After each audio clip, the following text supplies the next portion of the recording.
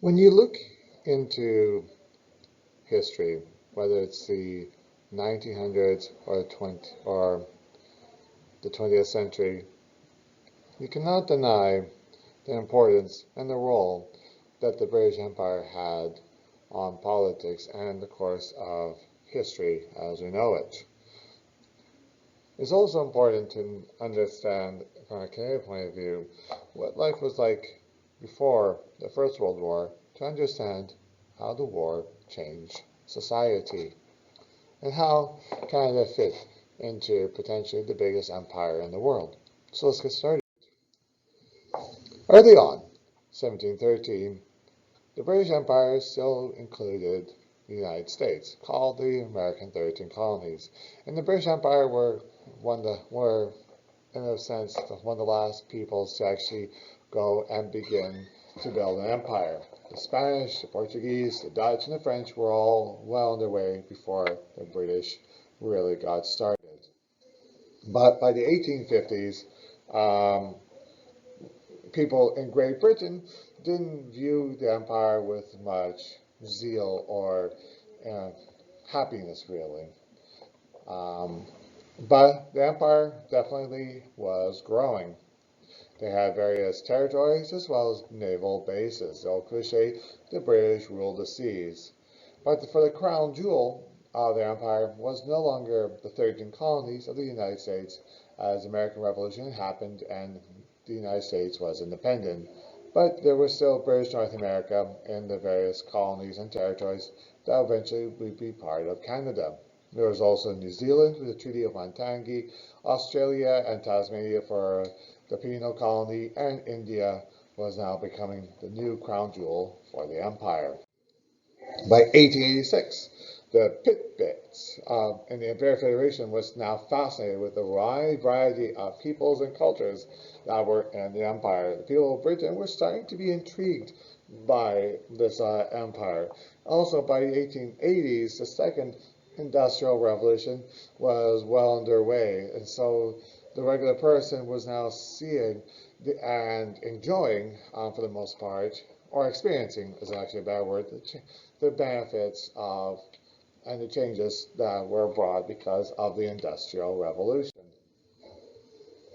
There was, however, the two Opium Wars that did mark the century of shame or humiliation for China, but did lead to Great Britain gaining control over Hong Kong. This entire time period is called the Victorian time because the Queen Victoria, she was the reigning monarch during this time, and she became queen at the age of 18, and was basically a national icon of strict national morality and policies, and she would be queen for 64 years. One thing also about Victorian times is they really enjoy having stuff and lots of stuff. Um, and you can see that in this painting of her as well. By 1905, there was many different peoples, and the idea of the empire was exciting. Then, sense of adventure, be a hero or villain in the empire. By 1921, the empire was then at the greatest size because the territories that were given over to Great Britain as a result of the Treaty of Versailles at the conclusion of the First World War. By 1921, the empire ruled 458 million people, about one quarter of the world population. We have about one quarter of their surface at about 14.2 million square miles, or 36.6 million square kilometers. In comparison, the British Empire had that much. The Mongolians had 33.2 million, Russia 22.8 million, Spain 19, and the Arab 13.2. Australia in the 1800s was a penal colony, so a prison colony for the British Empire, with Tasmania being called Van Diemen's Land, a place where the worst of the British citizens, people were sent to. It also had residential schools, a gold rush in the 1850s, and became a dominion in 1901. Canada in the 1800s was a dominion, but it was plagued by constant struggle of English and French relations. But because various settlers and farming Along with the railway construction, it was the breadbasket for the British Empire. But the British Empire, it was the largest known of history.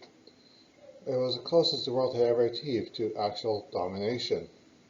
It had territories of all letters of the alphabet, from Aden to Zambia, across the equator and the international date line. It was always noon at some point in the British Empire. It included land on every continent, a continuous line from Cairo to Cape Town. Today, some of the wealthiest, largest, most populous countries in the world, like USA, Canada, South Africa, India, and Australia, were part of the empire. Included the Victoria Falls, the largest waterfall in the world, the Taj Mahal, Ares Rock, pyramids, Wembley Stadium, and items that they have for the empire are as follows. Round 1. Round 2. Round 3.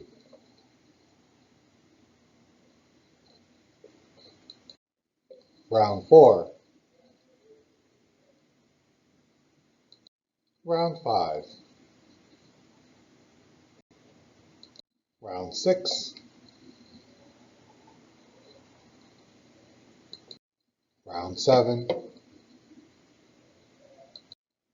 And last but not least, my favorite, Inaccessible Island. While in the beginning it was not viable, or it was even been a source of embarrassment by the people, it did catch on, and it triggered the imagination of the public, from even things like crackers or cocoa. They became very proud of their empire. With the legacies, you have things like sports that are played all over the world, like rugby, football, or cricket. English became the universal language of trade.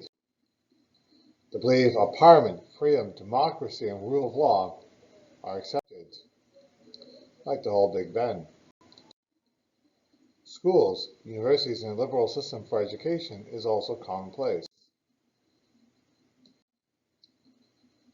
They found a way to cure malaria. The Christian faith is the most numerous faith in the world. The acceptance of using bureaucracy and trains.